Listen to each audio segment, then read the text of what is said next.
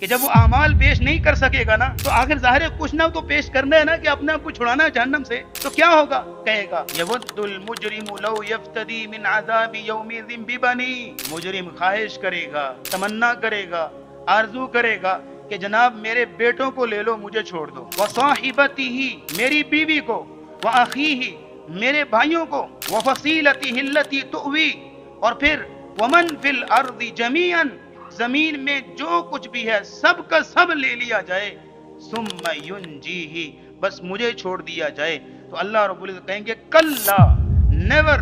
یہ ہو ہی نہیں سکتا، کبھی سوچنا بھی مت، یہ چیز تو مطلوب ہی نہیں تھی۔ بلکہ ایک مجرم کی کہانی تو رسول اللہ نے بھی سنائی ہے، صحیح مسلم کی حدیث ہے 2805، نبی اسلام نے فرمایا ایک مجرم شخص کو اللہ قیامت کو لائیں گے اور اس کو سامنے کھڑا کریں گے، اللہ اسے پوچھیں گے، ایک آپشن رکھیں گے اس کے سامنے کہ اگر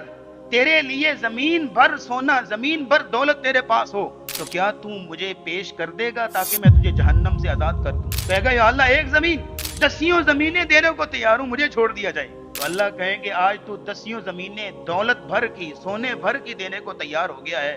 دنیا میں تو میں نے تجھ سے اس سے چھوٹی سی چیز کا مطالبہ کیا تھا کہ میری بندگی کرنی، اتنا چھوٹا سا کام تجھ سے دنیا میں نہ ہو سکا،